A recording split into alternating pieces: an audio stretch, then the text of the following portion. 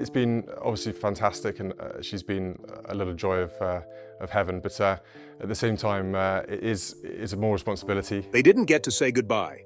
The housekeepers, the nannies, the footmen, the people who watched her take her first steps, laugh in the halls, fall asleep in their arms. One morning, Princess Charlotte was just gone. No fanfare, no final hugs, just empty rooms and quiet tears. Everything that they are privy to is to remain absolutely confidential. And if they do discuss it with a third party, well, they are actually in breach of the Official Secrets Act, which could lead to imprisonment. Why did the Prince and Princess of Wales make such a sudden move? What were they really trying to protect?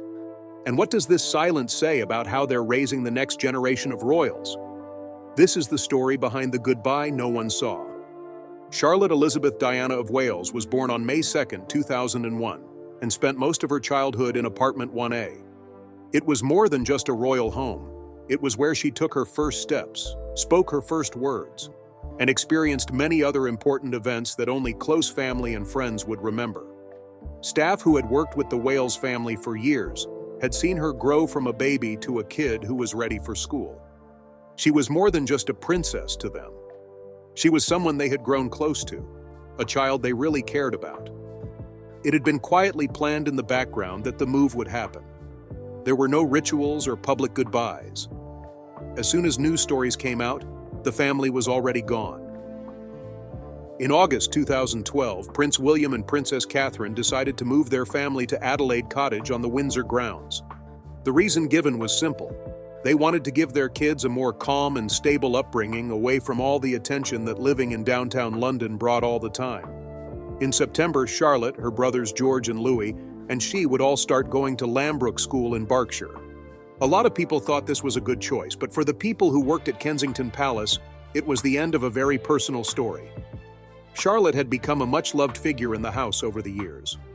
Staff members, including footmen, housekeepers, nannies, and private aides, had seen how she played, how kind she was, and how she interacted with her younger brother Louis and older brother George. People liked her because she was friendly, polite, and always asked staff members their names. These were small things that didn't make the news, but the people who helped her family remembered them. The mood among the staff was noticeably low on the morning of the leaving. Even though there was no formal word, the absence was felt very strongly. People who walked by her nursery saw that it was empty and still. The sounds of the morning were no longer there. The toys were still where they were, but the mood had changed. Later, news stories reported an anonymous senior staff member as saying that the day was emotional in a quiet way. They also said that many people who had been with the family since Charlotte's birth were deeply moved, but they did so in a way that was appropriate for the palace, quietly and respectfully. There was no formal way to say goodbye. After all, this was a private family change. But the people who had cared for Charlotte over the years didn't mind that there wasn't a party. It wasn't about labels or rules for them. It was about seeing a child they had grown up with start a new part of her life. Some sources said that people could see that they were feeling sad at times. For example, a housekeeper dabbed her eyes with a handkerchief, and a footman stopped quietly near the entrance hall where the family used to gather before public events. Even though these facts haven't been confirmed by the palace, they are in line with what longtime royal reporters say about how close-knit palace households usually work. The first few years of Charlotte's life at Kensington were carefully planned by her parents. Prince William and Princess Catherine worked hard to make sure that she and her brothers had a childhood that was a good mix of royal duties and normal childhood things. Part of this attempt was her going to Wilcox Nursery School, which is close to the palace. The family had chosen a school that was known for being friendly and caring, and Charlotte's time there was generally seen as a success. She was often dropped off by her mother or father, and there wasn't much security around. This showed that the family was trying to stay grounded. Moving from Kensington had effects that went beyond the practical. Since William and Kate moved in after their wedding, Kensington Palace has been an important part of modern royal life. Apartment 1A had been fixed up and made ready to be both a stately home and a real family home. It's been the site of small family gatherings, birthday parties, and many normal nights. For the Wales family, the palace grounds, where the kids often played without being seen by other people, became a symbol of their private life. Not only did the people who worked there miss Charlotte, but so did many people who followed the royal family and people who had come to connect Kensington with a new generation of royals. The palace had been the setting for official pictures, holiday greetings, and important events in the lives of the young royals for almost 10 years. People talked about the move to Windsor in terms of schooling and balancing a busy life. But it also marked a generational shift and a quieter, more private time in the upbringing of the future monarchy. There were some changes to the family's daily life when they moved to Windsor, even though Kensington Palace remained their official home in London. Charlotte had to leave behind more than just a building. She had to leave behind a group of people who had shaped her early years. People outside the palace may only see carefully chosen photos and short appearances, but those who worked there lived through the days and nights, hearing stories that weren't told in news releases or photographed. Even though they are private, those are the times that make leaving so hard. She moved, but it was more than just a change of address. It showed how the royal family's feelings about custom, duty, and privacy have changed over time. It was a quiet reminder that even in the majesty of royal life, people have truly human experiences like love, loss, and changing. Kensington Palace is still a symbol of the royal family and public life, but for Princess Charlotte, it was about something much more personal. It was where she made her first memories, away from the cameras and news stories that usually follow her family. Charlotte was used to the long stone hallways, wooden stairs, and quiet garden spots. They were just normal parts of her day. She learned to read, played with her brothers, and celebrated birthdays here. For the people who took care of her behind the scenes, each of those moments was important.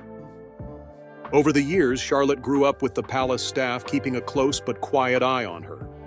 These were the people who read her favorite books to her in the nursery, made sure her meals were just right, and watched her quietly during official picture shoots and family get-togethers.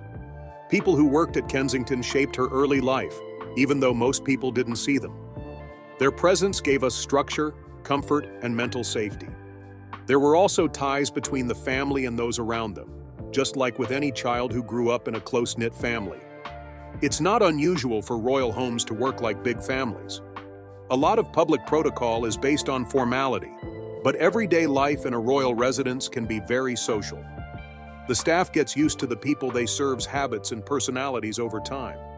For Charlotte, this meant getting to know her moods, seeing her develop a sense of humor, and noticing small but telling things, like how she held her mother's hand during walkabouts, or how she calmed her brother Louis down when he got antsy at public events. There was more to these moments than just pictures. Inside the palace walls, they were a live memory. People could see some of Charlotte's interactions when she went to national ceremonies or family events, but most of what made her who she was private. People who worked for her family every day saw her grow. Journalists and people who work for the royal family have said that Charlotte was described by staff as alert, calm, and happy. These traits did not just appear on their own. They were raised in a way that balanced the needs of a royal family with the needs of a normal family. Things started to change there a long time before the family moved. William and Catherine stressed the value of privacy and space more and more as Charlotte and her brothers got older. Even though Kensington has a fence around it, living there still puts you in the middle of London. Because they lived close to media offices and were always being watched, it was hard to keep their privacy for a long time. The family had also begun to rethink how they wanted their kids to grow up, not just as famous people, but as unique kids who develop at their own pace. By the summer of 2002, it was clear that something had to change. While they had lived in Kensington for almost 10 years, they seriously thought about moving and decided that it would be best for the kids. The move had already started when the news was made. This was done on purpose by the palace to avoid making too much of a spectacle. That choice sent a message. This wasn't a public change. It was a personal one. The Berkshire School Lambrook was chosen because it has strong academics, lots of extracurricular activities, and beliefs that are based on building character. Lambrook was a more quiet place than schools where royal ties might be a distraction. It was still a prestigious school, but it wasn't overrun by press attention. Charlotte, George, and Louis would all go to the same school. This would make things easier for the family and help them feel like a unit. For Charlotte, this meant going to a new place with people she already knew, which gave her security during a time of big change. Moving to Windsor was also affected by the area itself. Adelaide Cottage is much more private than Kensington because it is inside the Windsor estate. Even though it is still on royal land, it is not used for ceremonies like a palace residence is. The family's tone has changed, as shown by its small size and quiet charm. The kids can ride their bikes without being bothered by other kids, play outside without being watched by photographers, and spend the nights without being bothered by the noise of the city. It is important to remember that Kensington did not get left behind. It is still the Prince and Princess of Wales's official home in London. But the change in where they live every day shows a greater choice. They want emotional and developmental space over being seen. Perhaps the most clear sign of that choice is how it has affected the kids' closest friends and family. Charlotte's absence is more than just a problem for the staff who stayed at Kensington. There is a quiet loss of someone who was a part of their daily life, their talks, and their care. It was said by well-known royal reporters that the Kensington staff didn't feel very happy in the weeks after the move. Several news outlets reported that long-term staff had grown close to the kids and felt the effects of the change, but no official statements were made. These ideas came from talking to people who knew the home but did not want to be named. Even though the palace didn't confirm these details directly, the fact that they keep coming up in reports suggests that the move was strongly emotional. People in the news have said that Charlotte is both calm and loving. It was seen that during the Platinum Jubilee in June 2002, she was giving her younger brother small cues to help him stay focused during a formal event. She wore a small horseshoe charm to Queen Elizabeth II's funeral in September to honor her great-grandmother's love of horses. It was a thoughtful act that caught the attention of people all over the world. Even though they were short, these times show the grace and maturity that people around her have often said about her. When someone isn't in public, they have a private life that is shaped by constant care. People who used to make sure her school shoes were shined, manage her routine, cook her meals, and help her get from one activity to the next were not just employees. They were a part of the structure that helped her grow up. It wasn't just change for them to see Charlotte leave Kensington. It had to do with giving up. For Charlotte, the move was more than just a new home. The pace, the setting, and the standards all changed. She was leaving the palace she had lived in her whole life and entering a calmer world that gave her new freedoms, more room to explore, and the chance to grow up a little further away from everyone else. During the days after the move, things were less busy. Moving from the structured life at Kensington to the more laid-back atmosphere of Adelaide Cottage wasn't just a move for Princess Charlotte. It was a change in her privacy, pace, and way of life. The event was only shown in headlines and a few press photos to the public, but behind the scenes, it was the start of a big new part in her childhood. Windsor, with its wide-open spaces and slower pace of life, gave people a break from the stress of downtown London that Kensington couldn't. It was important that it was close to Windsor Castle, but the setting itself was more important. At Adelaide Cottage, Charlotte could ride her bike without being followed by security cars, play with her brothers in the garden without being watched, and walk into her new school without the same level of scrutiny that she often felt in the city. This was part of a long-term plan for William and Catherine. The way they raise their kids has always shown that they want to find a mix between royal duty and as much normalcy as possible. They took that balance one step further when they moved to Windsor, both in public and in their private day-to-day lives. The kids' routines became more flexible, the media attention was easier to handle, and the mood in the house changed to be more grounded. People saw Charlotte's start at Lambrook School as a major turning point in this process. The school is in the countryside of Berkshire and focuses on both academic excellence and moral growth. With extracurricular activities like sports, theater, and outdoor learning available, the school environment fits with the values that the Prince and Princess of Wales have always shown in the way they raise their children. It's also a co-ed school, which means Charlotte can go with her boys, which is a practical choice that keeps the family close and makes things easier. Teachers and school officials haven't talked about Charlotte's transition to Lambrook in public, which is appropriate given how private the family is. But around the time of the move, the news included a lot of comments from educational experts and royal critics who said it was clear that the choice of Lambrook was meant to protect the kids from too much public pressure. On the first day, there were no flash mobs or public drop-offs, and no staged photos were shared to mark the event. This silence was planned. At the same time, back at Kensington, Charlotte and her brother's departure was felt not only in the way things were run, but also in the way people felt. The palace staff went about their normal work, but people close to the family were said to have noticed a difference. Royal reporters who talked to ex-employees said it was a time of quiet reflection.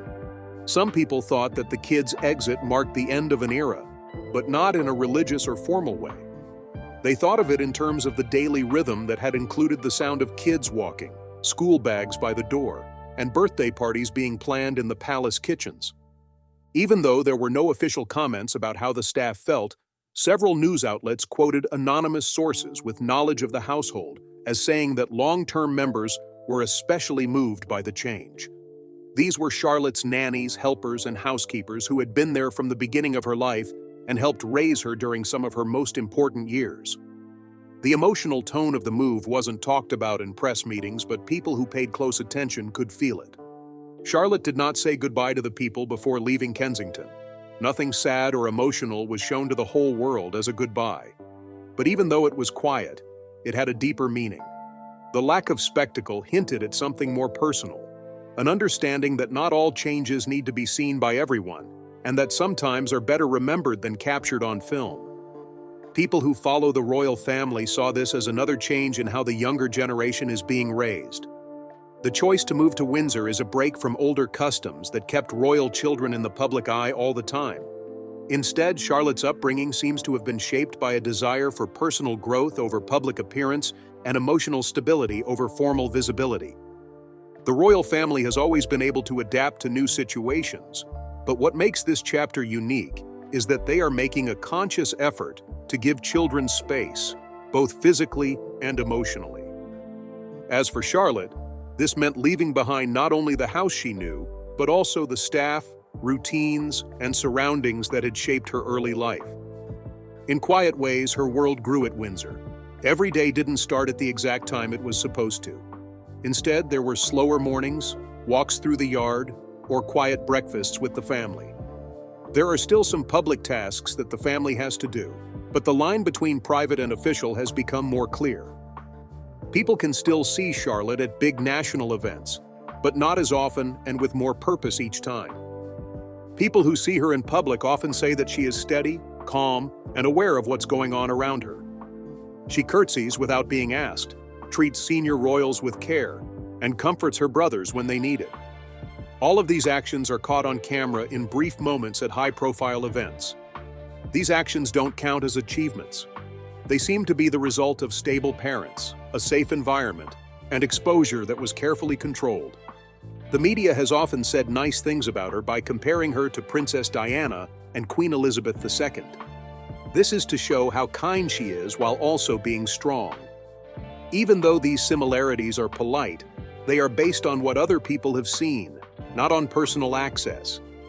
It's clear that Charlotte carries herself with a quiet confidence that keeps getting good attention without making her feel too young or out of place. She is away from the walls of Kensington and Adelaide Cottage, where she is with her family, in green space, and following habits that show who she is becoming instead of what people expect of her. It doesn't have any ballrooms or marble halls in the house. It's a simpler place that was picked for peace, comfort, and connection. This is where the energy of palace protocol gives way to the rhythm of everyday life. In this rhythm, Charlotte is being given the space to grow. Many of the people who used to watch over her at Kensington are quietly proud of her growth. Even though they aren't a part of her daily life anymore, she will always remember the important role they played in her early years. She may never go back to live at Kensington, but the memories she made there and the way she affected the people around her will always be a part of the palace's past. For people who had been following the younger royal family over the years, the move to Windsor felt like a small change, both in terms of where they lived and their legacy. Moving from Kensington to Windsor was more than just a change of home. It showed how the royal family is raising its next generation is changing. There is still public life and royal duties, but it is clear that the way those duties are introduced and balanced has changed. Before, Charlotte's early years were shaped by the grand halls of Kensington. Now they are rooted in the more private areas of Adelaide Cottage, where growth is measured by private development rather than public exposure. Charlotte has been able to feel more independent since moving to Windsor, which is a quieter place, She is no longer the little girl who peeked out of palace windows or held her mother's hand tight at events.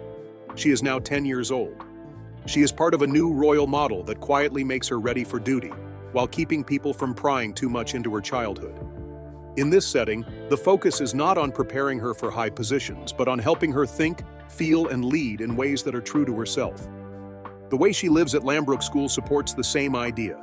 With a broad curriculum and a strong focus on ideals like empathy, self-awareness, and kindness, it gives Charlotte a place to grow as a person without having to worry about what the royal family thinks of her. Reports from educational analysts and people who know Lambrook's philosophy back up the claim that its method puts an emphasis on learning in all areas. It gets young students involved in discussions, helps them learn how to listen and participate in ways that build confidence and respect for the group as a whole. For Charlotte, this is probably a lot like what she goes through at home, where voice is just as important as part. It is important to note that these traits can already be seen in the few public appearances she has made. Charlotte usually seems calm and alert at events with a lot of attention. She is aware of her surroundings but never seems overwhelmed by them. She confidently greets officials, talks to senior family members in a natural way, and shows that she is paying attention, which shows that she knows how important her job is without letting it control her personality. People are aware of these small but important actions. Royal critics and body language experts have often said how mature and calm Charlotte is. People have said that she is a lot like Queen Elizabeth II and Princess Diana, in that she can stay calm in high-stress situations. Even though these kinds of comparisons are usually symbolic, they show what a lot of people think. Charlotte is becoming more like the most recognized people in her family as she takes her place in the royal family. Charlotte is still a child, though. It is clear that her parents are trying to keep that fact safe, and they do so consistently. Everything they do, from the school they choose to the layout of their new home to the lower number of public appearances they make to the way they talk to the media, seems to be based on the idea that mental health comes before formalities. These are new ways for the royal family to raise their children, based on what they've learned from the past and what it's like to grow up in the public eye. This balance is really important to Charlotte. As the Prince and Princess of Wales's only daughter, her public role will continue to change, but her personal growth will remain the main focus. This focus is helped by a home setting that isn't very fancy by royal standards but provides stability, comfort, and peace. Even though Adelaide Cottage isn't as fancy as Kensington Palace, that's part of its charm. Charlotte can ask questions, make mistakes, form views, and make friends there without being watched all the time. After some time, Charlotte will be responsible for more public things. The royal family is building a better foundation for the future by giving her time to grow away from the spotlight now. This time of solitude is not a break from job, but rather a getting ready for it. It shows that they know that to be strong in public life, you need emotional intelligence, personal belief, and a sense of who you are that goes beyond what other people expect of you. People who worked for Charlotte saw this possibility long before the rest of the world did. They lived in the palace walls where Charlotte used to live. There were always signs of a steady, thoughtful personality in the way she did small things every day, like being kind to younger staff or paying attention at public events. Though these feelings were never written down, they lived on in the minds of those who saw her grow up, leaving a quiet memory in Kensington's private areas. There has been no public talk from anyone in the home about the move, but what royal reporters and insiders have said shows respect and love. No big ceremonies or grand gestures were used to say goodbye. But in the halls of Kensington, the silence said a lot. It was the quiet of change, of a child growing up and moving on. Those who were left behind sensed that moment with pride.